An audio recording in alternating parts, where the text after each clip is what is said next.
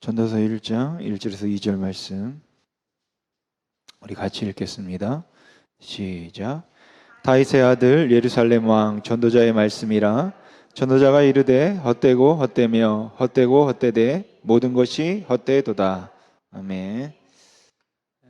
저희가 이제 창세기부터 해서 계속해서 이제 성경을 읽어가고 있습니다. 그래서 스케줄대로 따라오셨으면은 지금쯤이면은 에레미야를 읽어야 되죠.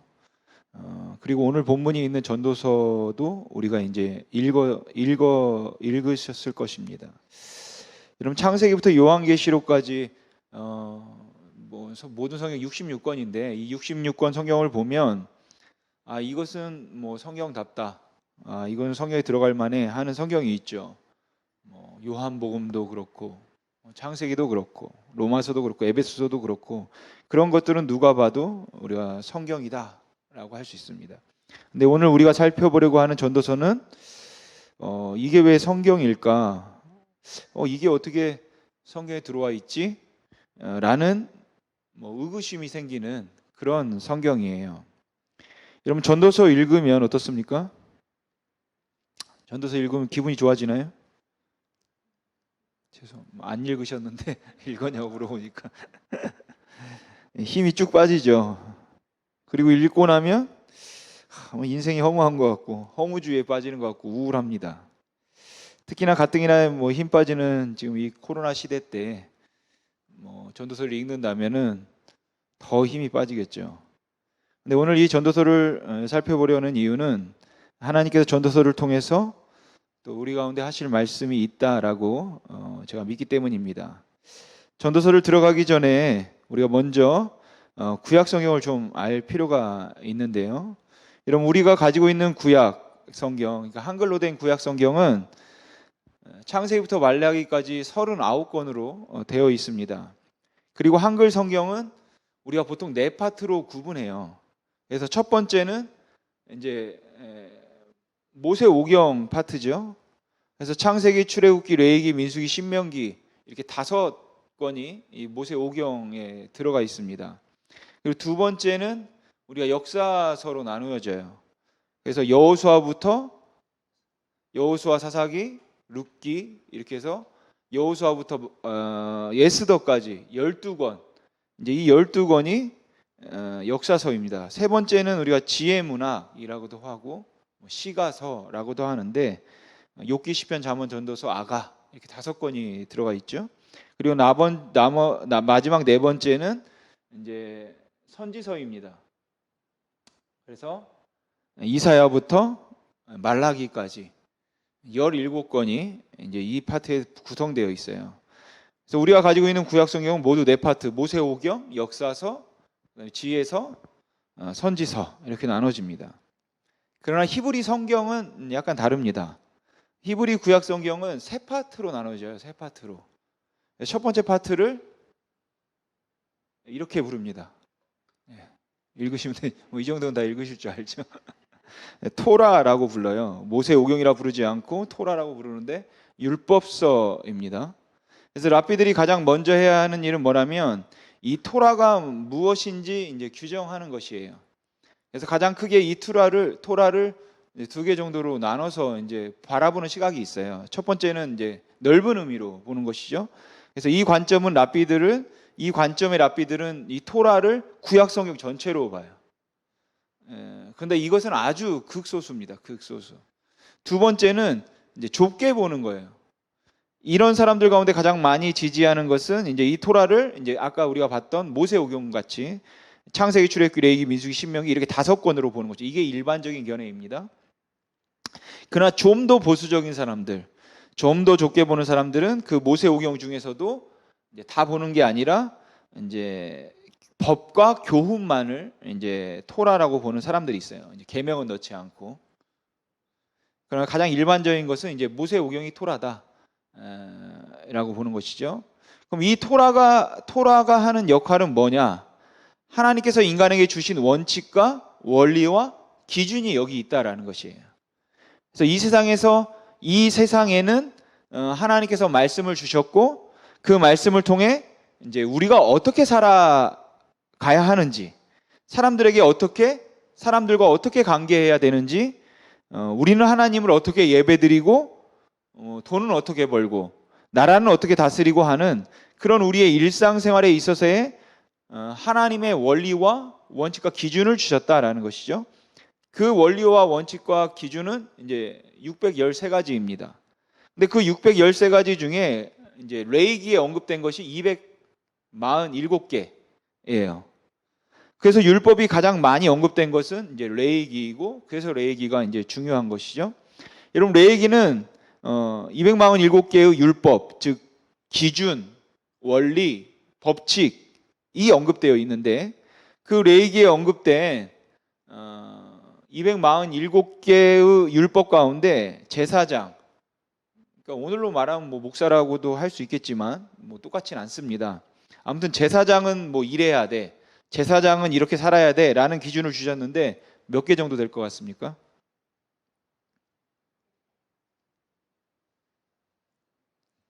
예. 247개 중에 그 아래 숫자로 찍으면 됩니다. 25개밖에 안 됩니다. 예. 그러면 제사는 이렇게 드려야 돼라고, 제사에 대한 뭐 예배라고도 할 수 있겠죠. 그런 원리와 원칙과 기준을 제시하셨는데 그 제사와 관련된 것은 몇 개 정도 될까요? 63개밖에 안 됩니다. 그러면은 이제 왕은 이래야 돼. 왕에 대한 것도 있거든요. 왕은 이렇게 해야 돼. 하나님 나라의 왕은 뭐 이렇게 다스려, 이렇게 해야 된다 라는 원리와 원칙과 기준, 그것은 몇 개 정도 될까요? 신명기 17장에 나오는데 10개가 채 안 됩니다. 생각보다 많지 않죠? 그러니까 이 기준에 부합되지 못하면 열왕기 악한 왕인 거예요. 그건 거의 저희 대부분이 악한 왕이라는데, 이 10개의 기준을 이제 그 외에 이제 생활적인 것들도 있겠지만 대부분이 왕에 대한 규정을 충족시키지 못했던 것이죠. 그러니까 여러분, 나는 좀 하나님의 말씀대로 살고 싶다. 그러면 그 기준은 어디에 있는 것입니까? 모세오경을 봐야 되는 것이죠. 왜냐하면 거기에 하나님께서 인간에게 주신 원리, 원칙, 기준이 언급돼요. 물론 문자 그대로 가져올 수는 없습니다. 그러나 뭐 가져올 수도 있는 것도 있겠죠. 여러 가지 지금 상황과 또 시대상을 반영해서 또 가져와야겠죠. 자, 그리고 그것을 가르치고 교육하는 것이 이것이에요. 네비임이라고 합니다. 네비임, 선지서인 것이죠. 또 예언서라고도 하고. 그러니까 선지자들의 가장 중요한 역할 중에 하나는 뭐냐면 원리와 원칙 기준에 하나님의 말씀을 가르치는 거예요. 토라를 가르치는 겁니다.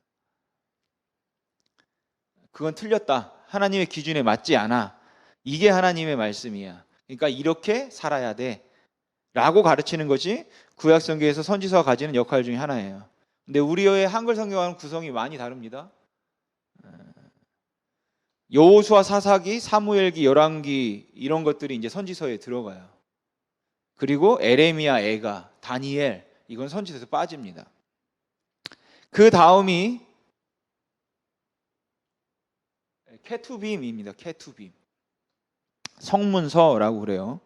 이 성문서는 하나님께서 제시한 원리와 기준과 원칙을 인간의 삶에 적용했을 때, 자, 하나님이 원리와 원칙과 기준을 주셨는데 그것을 인간의 삶에 적용하면 어떤 결과가 나타나는가, 어떠한 결과가 있는가, 그것이 이제 이 성문서에 나와 있어요. 만일 그대로 따랐을 때의 이야기들, 결과들, 그러나 그러지 않았을 때 하나님께서 뭐 기준과 원칙을 아무리 주셨다고 해도 사람들이 그것에 반대해서 살지 않을 때도 있죠. 그것을 거부하고 따르지 않으면 어떻게 되는가, 이제 그것이 성문서에 나와 있습니다. 그래서 여기에는 지혜 문화, 시편, 욥기, 잠언 이것이 들어가 있고요. 뭐 순서는 뭐 욥기, 시편, 잠언 이렇게 된 것도 있어요. 히브리어 성경에 왜 그럴까요? 시편, 욥기, 잠언 이렇게 된 것도 있고, 욥기, 시편, 잠언, 욥기, 잠언, 시편 이렇게 된 것도 있고, 시편, 욥기, 잠언 이렇게 된 것도 있어요. 시편, 잠언, 욥기 이렇게 된 것도 있어요. 우리나라 성경은 순서가 절대 안 바뀌죠. 히브리어 성경은 막 바뀌어요, 순서가. 이 성문서가 왜 그럴까요? 출판사 마음입니다. 뭐 다시 뭐 랍비들의 해석에 따라서 약간 바꾸기도 하고 그래요. 그리고 토라 말씀 그대로 살았을 때 어떤 유익이 있었는지 이제 실제 예가 나오는데 그게 바로 다니엘, 에스라, 느헤미야. 에스라하고 느헤미야는 한 권으로 되어 있습니다. 히브리어 성경에는. 그리고 이제 역대기 포함되고, 그리고 중간에 있는 것이 뭐냐면은 오축이라고 하는 거예요. 이제 축이라는 것이 한문으로 두루마리라는 뜻이잖아요. 두루마리라는 것을, 그러니까 5개의 두루마리. 그래서 그 5개의 두루마리가 여기 포진되어 있는데,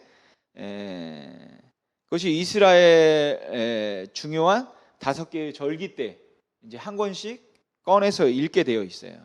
그래서 6월절이 되면은 아가서를 꺼내서 읽고, 추수할 때 추수절 있잖아요. 77절, 오순절, 이게 추수절이잖아요. 그때는 룻기를 읽고. 자, 그럼 에레미야 애가는 언제 읽을까요? 에레미야 애가 우는 거니까 예루살렘 멸망일, 예루살렘 멸망 기념일에 읽습니다. 그다음에 에스더는 뭐 다 아시는 것처럼 불임절에 이제 꺼내서 읽죠. 그러면 오늘 우리가 보고 있는 전도서는 언제 읽을까요? 여러분, 이스라엘 백성들이 광야에 사는 동안 무엇을 치고 살았죠? 초막, 텐트 치고 살았어요. 정말 척박한 땅이죠. 광야라는 거, 식물도 별로 없고 물도 거의 없습니다. 그늘도 없는. 그래서 하나님의 보호와 인도를 받아야지만 살 수 있었어요. 그래서 하나님의 보호와 인도를 받아서 살았던 그 광야의 삶을 기념하여 지키는 것이 초막절인데, 바로 그 절기 때 읽는 것이 전도서예요. 여러분, 제가 성문서가 뭐라고 했습니까? 하나님께서 인간에게 주셨던 기준과 원리와 원칙이 사람의 삶에 적용되었을 때 나타나는 결과가 무엇인가, 그게 성문서에 기록되어 있다고 말씀드렸죠. 그 말씀대로 그대로 살았으면 이렇게 되지만 그렇지 않을 땐 이렇게 됩니다. 그러므로 전도서를 해석하는 열쇠는 이 성문서 안에 있는 것이 아니라 어디에 있겠습니까? 토라에 있는 것이에요. 모세 오경에 있다라는 것이죠. 그러니까 우리가 반드시 알아야 되는 것이, 모세 오경에 언급된, 우리가 구약 성경을 좀 더 깊게 알고 싶다라는 것은 하나님께서 주신 말씀들, 기준들, 원리들을 반드시 알아야 되는 거죠. 여러분, 돈만 되면은 뭐 아무 일이나 막 해도 되는 것입니까? 야, 돈만 많이 벌면 되죠. 돈만 많이 벌어서 헌금하면 되지. 뭘 하든 어때? 여러분, 그런가요? 여러분, 우리가 어떻게 하든지 높은 자리에 올라가기만 하면 되는 것인가요? 그렇지 않죠. 그렇지 않다고 성경은 기준과 원리를 제시해요. 하나님과의 관계는 어떻게 해야 되는지, 돈은 어떻게 벌어야 되는지, 교육은 어떻게 해야 되는지, 가정과 정부와 그 모든 것들은 어떻게 해야 되는지, 이 토라에서 율법과 기준을 제시한다라는 것이죠. 그리고 그것이 적용됐을 때 어떤 결과가 나타나느냐가 바로 성문서에 나타나는 거예요. 그리고 그것이 이제 전도서에 나타나 있다라는 것이죠. 이 관점을 가지고 우리가 전도서를 살펴보려는 것입니다. 그러니까 하나님의 말씀과 우리 삶의 그 관계들, 그 민감한 관계들이 여러분 전도서에 잘 언급되어 있다라는 것이에요. 그럼 이 이해를 기반으로 우리가 전도서에 들어가 보겠습니다. 우리 다시 한번 오늘 본문 말씀 우리 같이 한번 읽어보죠. 시작. 다윗의 아들 예루살렘의 왕 전도자의 말씀이라. 전도자가 이르되 헛되고 헛되며 헛되고 헛되니 모든 것이 헛되도다. 아멘. 여러분, 시작부터 헛되다라는 말이 몇 번 나옵니까? 네, 5번 나옵니다. 전도서 1장부터 마지막 장까지 자세히 개수해 보면 헛되다라고 번역된 말이, 이제 헛되다라고 번역된 말이 헤벨이에요. 헤벨인데, 그러니까 이게 허무하다라고 번역될 수도 있으니까 이제 히브리어 헤벨로 찾아보면은 38번 반복돼요. 그래서 전도서를 읽고 나면 드는 생각이 뭐냐면 헛되다, 허무하다, 아 이거 내가 괜히 읽었네, 그런 기분이 들고 기분이 다운되는 것이죠. 인생이 뭐 있냐, 헛되지, 이런 생각이 들어요. 그리고 우리가 살아가면서도 그리스도인 비그리스도인 할 거 없이 하나님을 향해서 뭐 신을 향해서라고도 할 수 있고 많은 질문을 던지죠. 하나님이 정말 살아 계신가? 신은 정말 존재하는가라는 것이에요. 여러분, 신은 정말 존재하는가? 하나님은 정말 존재하는가? 라는 질문 밑바닥에는 뭐가 깔려 있냐면, 정말로 신의 존재를 진짜 부정하는 사람도 있겠지만, 사실은 그 질문의 밑바탕에는 어떻게 하나님이 살아계신다면 이럴 수 있는가? 라는 것이 있는 것이죠. 어떻게 하나님이 살아계시다면, 어떻게 하나님이 선하시다면 이럴 수 있어. 어떻게 하나님이 정말로 하나님 사랑이시라면서, 하나님이 사랑이시라면 어떻게 이런 일이 일어날 수 있어?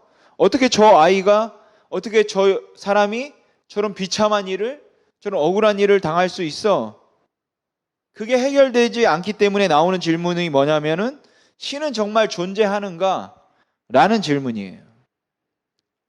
그러니까 신은 존재하는가? 라는 그 깊은 마음 안에는 하나님에 대한 섭섭함, 신에 대한 섭섭함이 담겨 있는 것이죠. 여러분, 굳이 우리가 눈을 씻고 찾지 않아도 우리 주변에 정말 이해할 수 없는 일들이 깔려 있죠.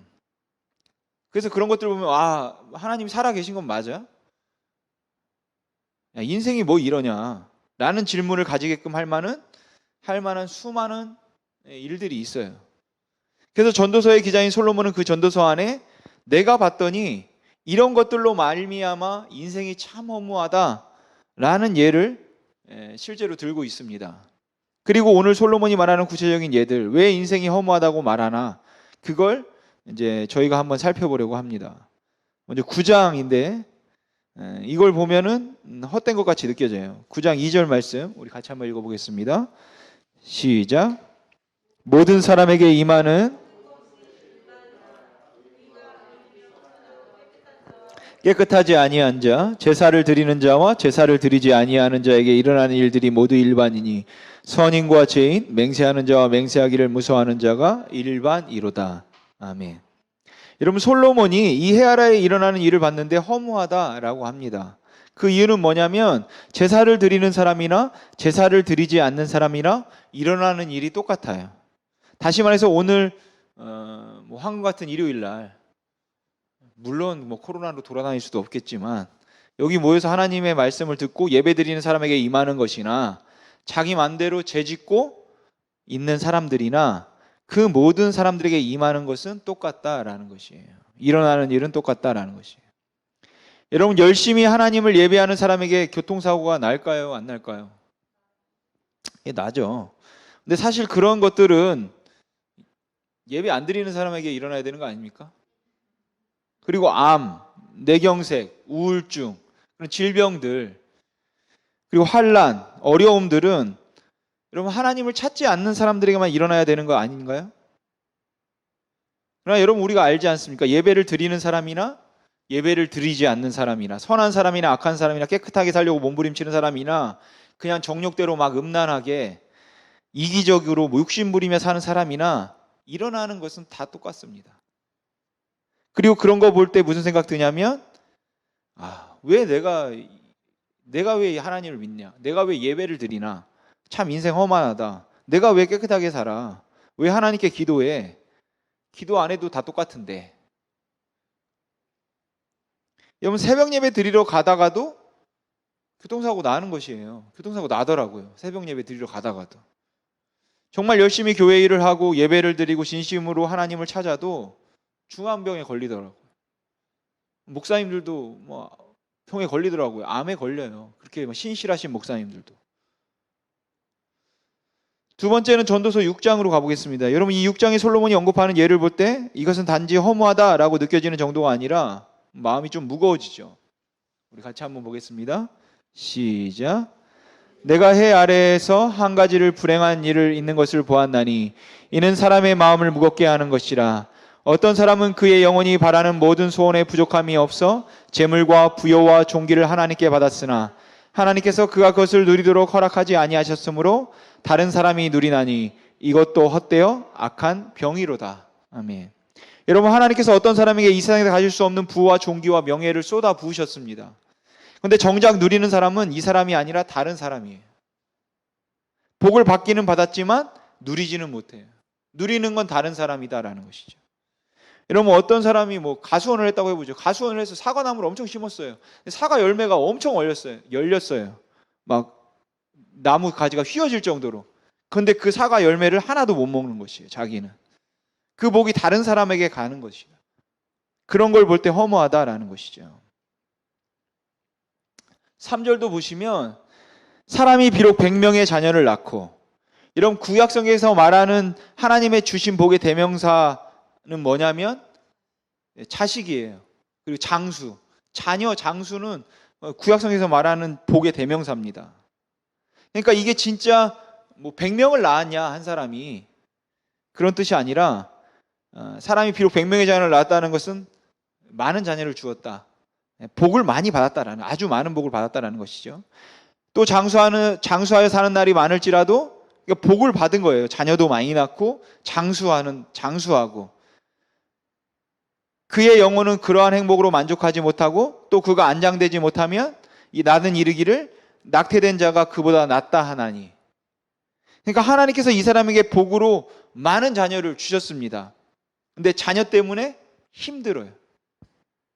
그 자녀가 속을 썩이는 거죠. 여러분들 자녀를 키워봐서 아시겠지만, 처음에 자녀는 복으로 주셨지만 분명히 나는 그 자녀를 복으로 받았지만 시간이 지나면서 그 복으로 받는 자녀들이 서로 못 잡아먹어서 안달인 것이에요. 서로 막 재산 때문에 싸우는 것이에요. 부모 보는 앞에서. 차라리 돈이 없었으면 좋았을 텐데, 싸우지 않았을 텐데 라고 생각하겠죠. 여러분, 그것을 보는 부모의 심정은 처참한 것이죠. 그러니까 복은 주어졌지만 그 복을 누리지 못하는 것이죠. 그러니까 이런 일을 볼 때 우리는 인생 참 허무하다 이렇게 느끼는 것이죠. 하나 더 보시죠. 다시 9장으로 가보겠습니다. 9장 11절입니다. 우리 같이 한번 읽어보겠습니다. 9장 11절 시작.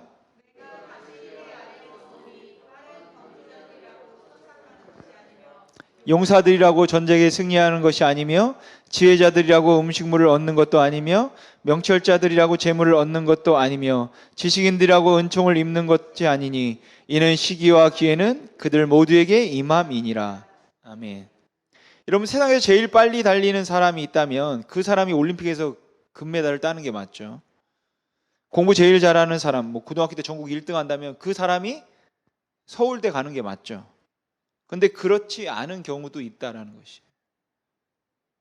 실제로 모의고사 때는 전국 몇 등 하던 사람이 뭐 주위에서 모두가 막 너는 서울대 의대다, 너 서울대 가야지 라고 말하는 그런 사람이 수능 당일에 쓰러져서 시험을 못 본 경우가 있어요.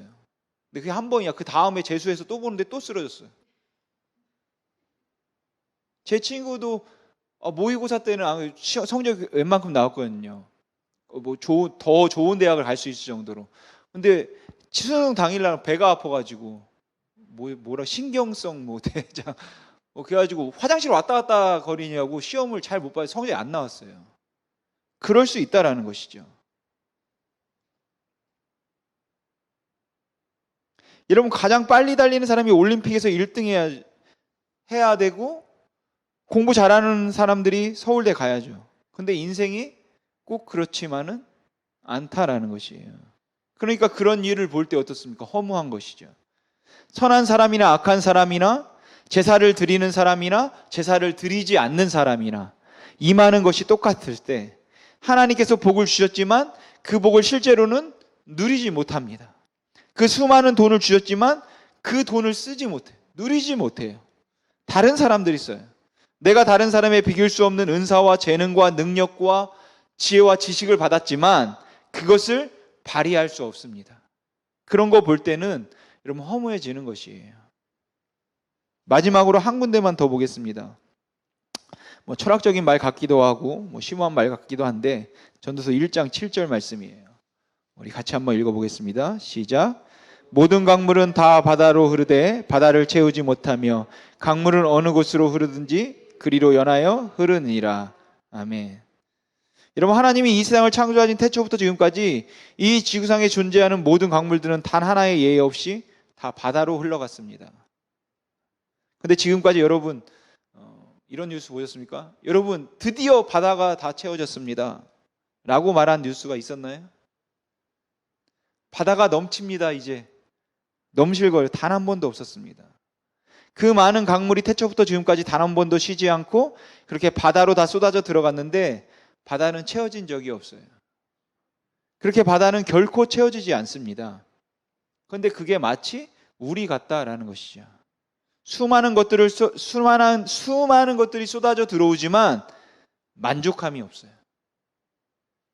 또 뭐라고 하는지 8절을 보십시오. 귀는 들음을 위해 있지만 듣는 것으로 귀는 만족하지 않는다. 눈은 보는 것을 위해 존재하지만 본다고 눈이 만족하지 않는다. 여러분, 음식은 배고픔을 위해 존재하죠. 음식은 배고픔을 위해 존재하지만 음식을 먹는다고 그 배고픔이 완전히 해결되지 않습니다. 한 3-4시간은 해결되겠죠. 뭐 어떤 사람은 1시간 해결되겠죠.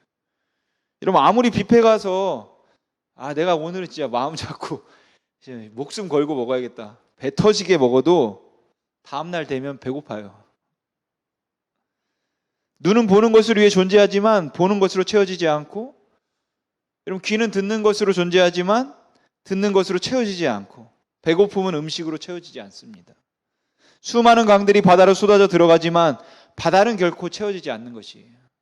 왜냐하면 그 허무함이 여러분 인간 존재 안에 있는 것이 아니라, 인간 존재 밖에 있는 것이 아니라 인간 존재 안에 있기 때문이에요.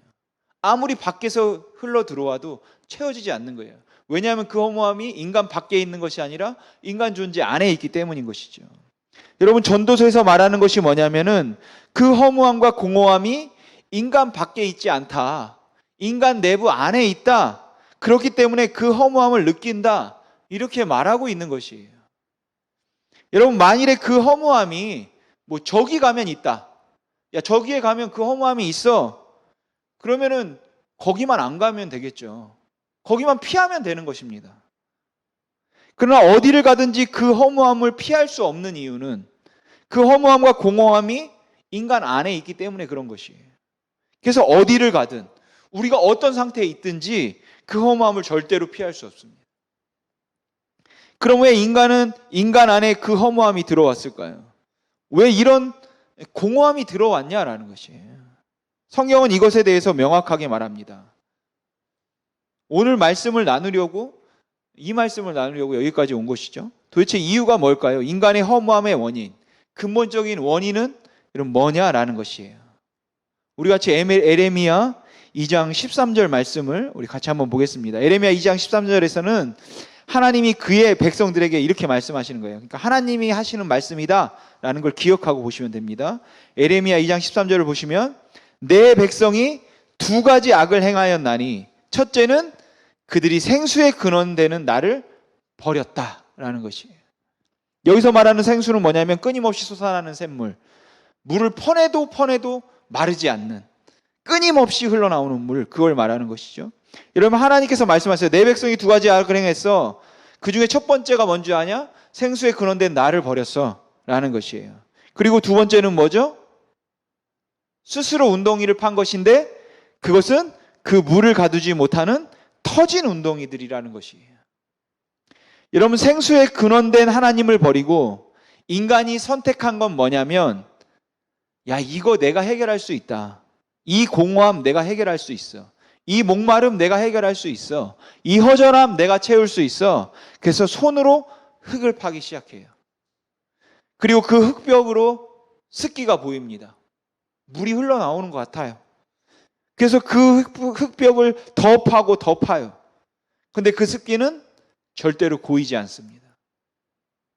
왜냐하면 터지는 운동이니까요. 여러분, 그게 인간이라고 성경이 말하는 것이에요. 내 백성이 2가지 악을 행했다.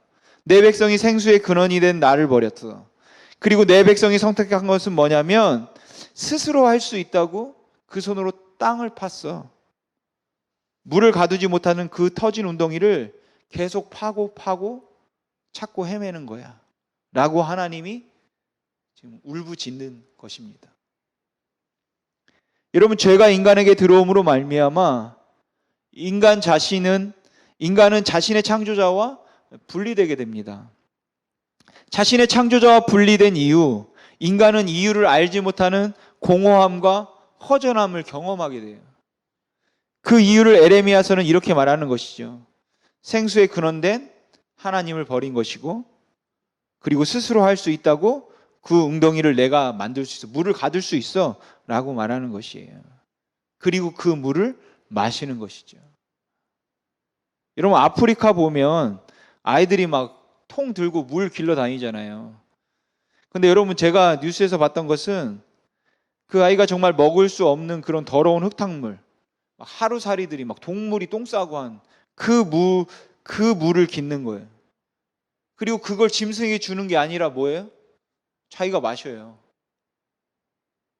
이런 우리가 뉴스에서 이런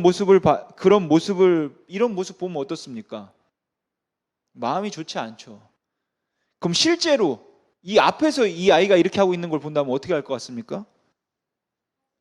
예, 뛰어가서 말리겠죠. 야, 그거 먹으면 안 돼. 그거 먹으면 죽어. 그러면서 말리겠죠. 그렇게 했을 때 이 아이가 어떻게 반응할까요? 아, 네, 그렇습니까? 이렇게 할까요? 이 사람 왜 그러지? 나 어제도 먹고 그저께도 먹고 계속 먹고 있었는데 이 사람 왜 이러지? 그러겠죠. 여러분, 하나님이 이렇게 절규하시는 것이에요. 내 백성이 나를 버렸어. 생수에 근원된 나를 버렸어. 그리고 그 공허함을 채우기 위해 그 네온사인이 가득한 뒷골목을 돌아다니고, 돈으로, 명예로, 성적인 걸로, 그런 것들로 채우기 위해 내 자녀들이 돌아다니고 있어 라고 말하는 것이에요. 근데 우리는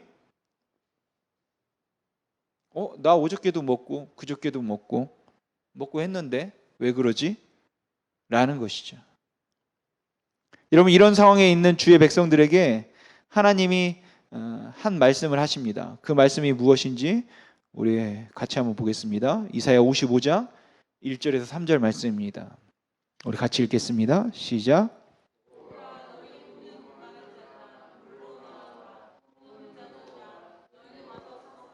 돈 없이 값 없이 와서 포도주와 젖을 사라. 너희가 어찌하여 양식 아닌 것을 위하여 은을 달아주며 배부르게 하지 못할 것을 위하여 수고하느냐. 내게 듣고 들을지어다. 그리하면 너희가 좋은 것을 먹을 것이며 너희 자신들이 기름진 것으로 즐거움을 얻으리라. 너희는 귀를 기울이고 내게로 나와 들으리라. 그리하면 너희의 영혼이 살리라. 아멘. 생수에 근원된 하나님을 버린 하나님의 백성에게 이건 내가 스스로 해결할 수 있는 거야. 이 공허함, 이 문제 내가 해결할 수 있는 거야 라고 손으로 그 흙바닥을 파는 그 백성들에게 하나님이 절규로 울부짖는 것이에요. 내게로 와라. 나에게 와.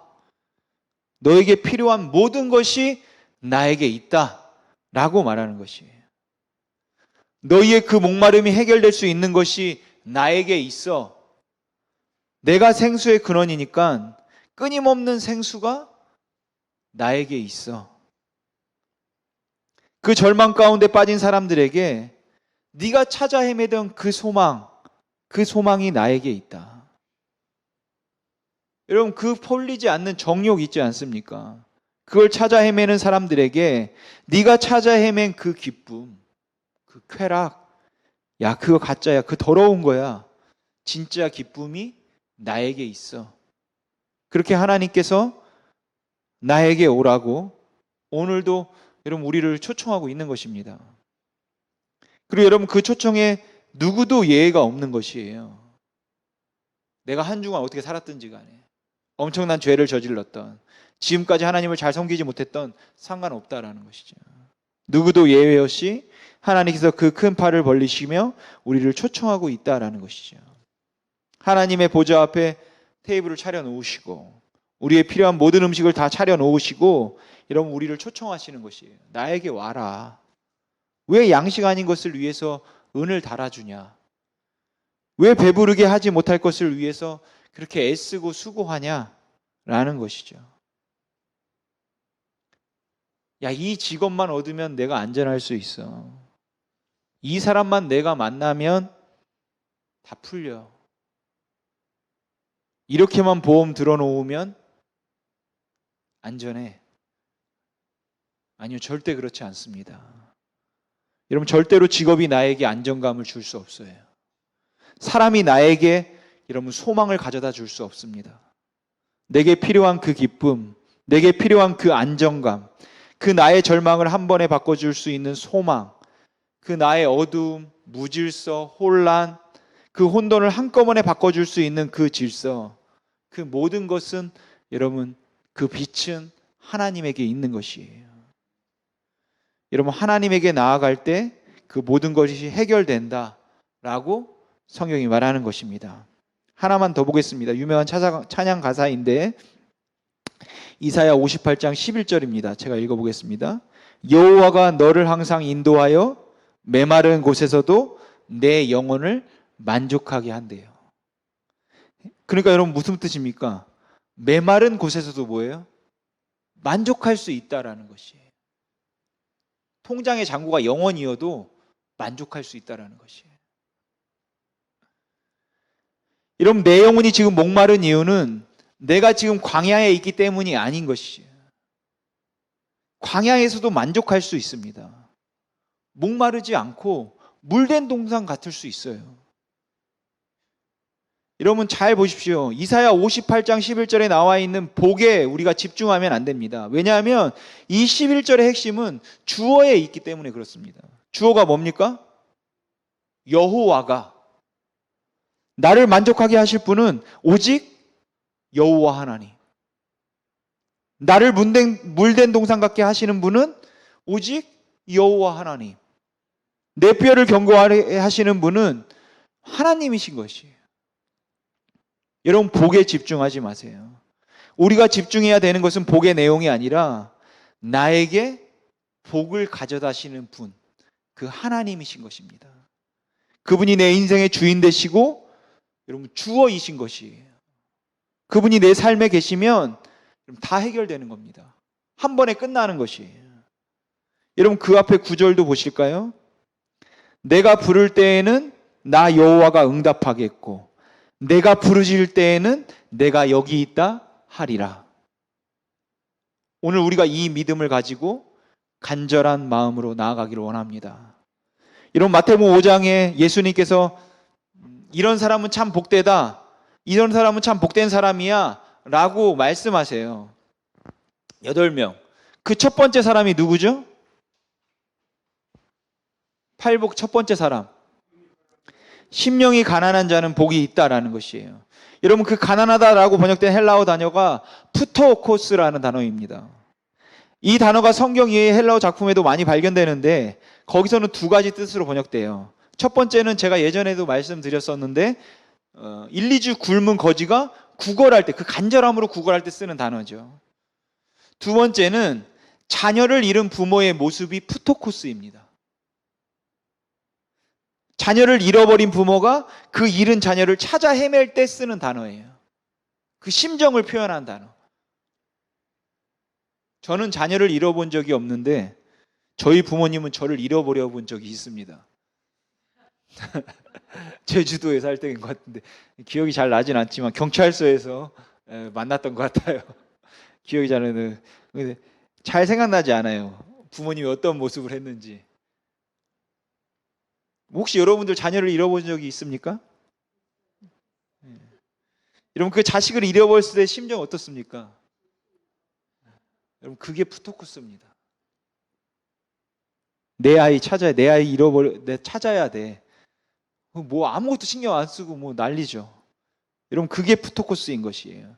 그게 마태복음 5장에 나와 있는 심령이 가난하다라는 뜻이에요. 하나님, 내가 하나님 찾아야 됩니다. 내가 하나님 필요합니다. 그 정신 나가게 하나님 찾는 거. 내가 다른 데 눈 돌리지 않겠습니다. 내가 머뭇거리지 않겠습니다. 머뭇머뭇하지 않겠습니다. 내가 우왕좌왕한, 세상과 하나님 사이에 우왕좌왕하지 않겠습니다. 내 모든 시선을 하나님에게만 집중하겠습니다.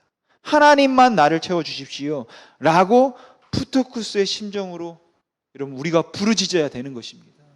그렇게 부르짖을 분 있으십니까? 그렇다면 여러분 기억하십시오.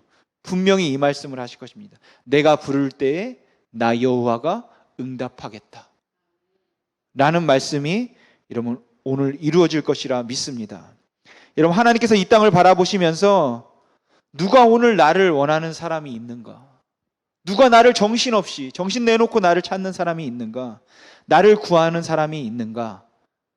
여러분 라고 찾으실 때에 오늘 우리 심이 있는 교회에 그 눈길이 머물기를 소망합니다. 기도하겠습니다.